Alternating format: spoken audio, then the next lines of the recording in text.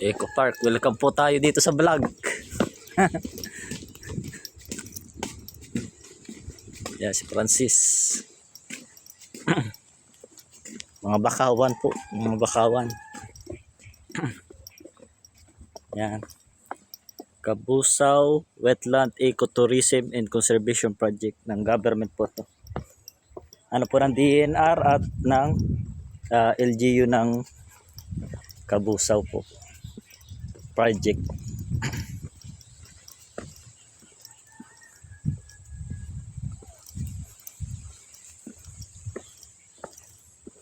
Medyo dry po ngayon dito kasi ano po to medyo na ano po tayo ng El Nino.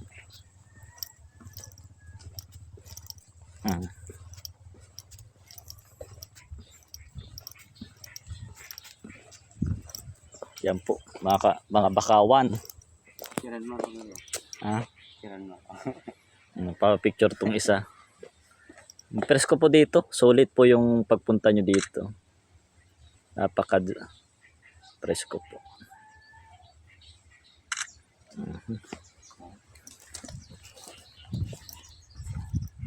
Mamaya puntahan natin yung mga migratory birds galing pang ibang bansa, mga ducks.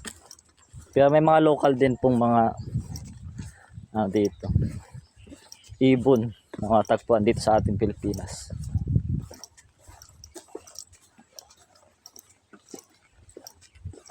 Napakaganda ng ginawa ng government ngayon dito. Medyo dinevelop nila. Ganda po mga bakawan. Napaka-presko.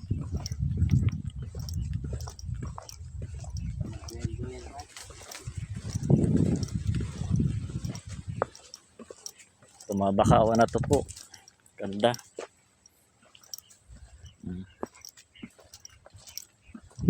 Sa ibang lugar inuuling to, maganda tong ulingin, pero bawal po talaga to. Dapat ito i-preserve para makita pa ng next generation. Ganda ng lugar na po to. Bali po ang nagastos namin for 20 pesos po ang per head. Tapos kung gusto nyo po makakita ng mga bird sa malayo, mga migratory, mag-upa ka po ng 50 pesos para sa binocular. Mamaya puntahan po natin yun. Tutusin po talaga, first time lang po namin dito pumunta. Na ano lang kami, minilakad lang kami dyan. So nakita namin may ecotourism, so pinuntahan na po namin. Dito po pwede pong kumain dito. O mga pamilya may baon kanin dito po. Sa ilalim ng puno. Ganda. Sulit na sulit po ang babayad ninyo dito. Medyo na yung mga daan, medyo naano na po ng mga ugat ng mga bakawan. Pero pag tag-ulan po dito, medyo may tubig po talaga dito. Dito po tayo. Liliko po tayo dito.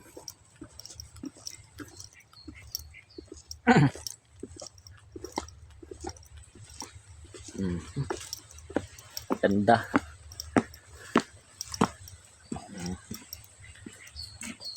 Ito po yung ginagawang nipa. Nipa na ano. Nabubuhay po to normally sa brackish water. Salt saka yan po. May tulay po dito.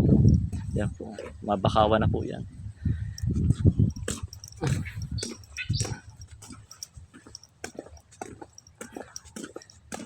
Walang cut po itong video. Diretso po natin hanggang sa marating natin yung destination.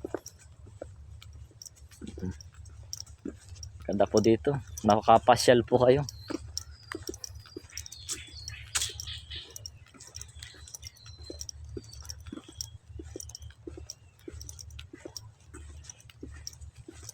Ang oras po ay alas 12 ng tanghali. Ano nga yan, Francis? Ano pizza? Ha? Pizza 8, March 8. Alas 12 ng tanghali, tapat. Namasyal kami dito. Ang ganda po dito umaga, hapon sana. So ito lang yung bakante naming oras. So ito lang yung namin. Ha? Sawa. Wala ito. Saan? May sawa? Ito. Sawa. Saan, Francis? Ito naman. Nag-akyat po. Ay, hindi sawa yan. May ano po. Ahas yun po. Ayun, ahas po yun. Yun. Ito na. Papanit no. Ahas sa puno. Tara, yan naman natin. Ahas po sa puno. Wala man po yung kamandag. Endemic po yan dito sa Pilipinas. Hindi naman po yan.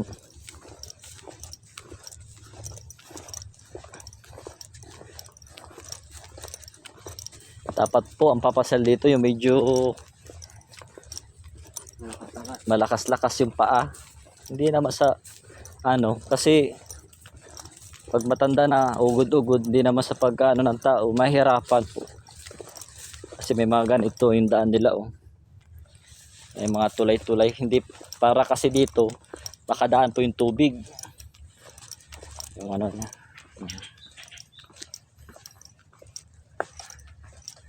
Malawak po to.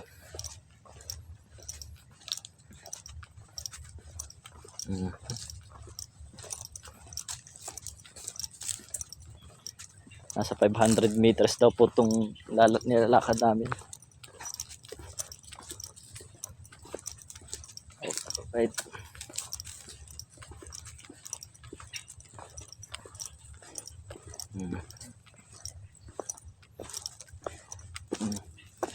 Ay.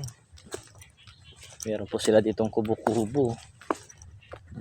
At building. May mga ibon po kasi dyan sa may taas dyan. So ngayon pwede dyan mag ano. Pero pupuntahan natin yung Talampasigan. Medyo malapit sa coastal. Para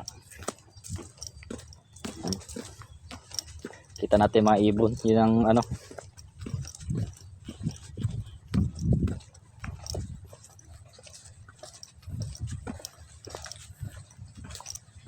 Siya na po magalaw.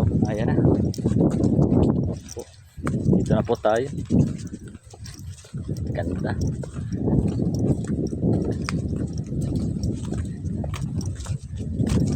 Dito po to sa Cabusao, Camarines Sur.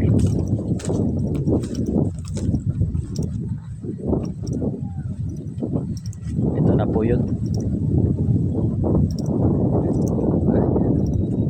Presko po dito.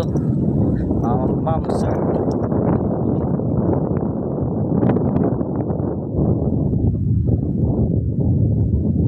So, nandun yung mga ibon. Yan. Sinisipat na ni Kapitan.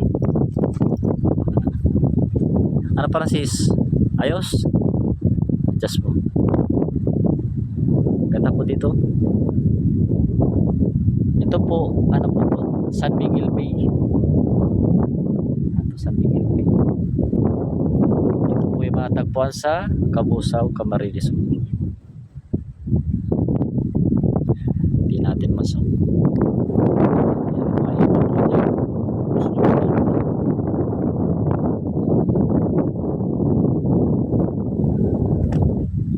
Presko po dito. Tapos papasok ka dito. Sus. Sarap dito kumaan. Ito mga bakawan.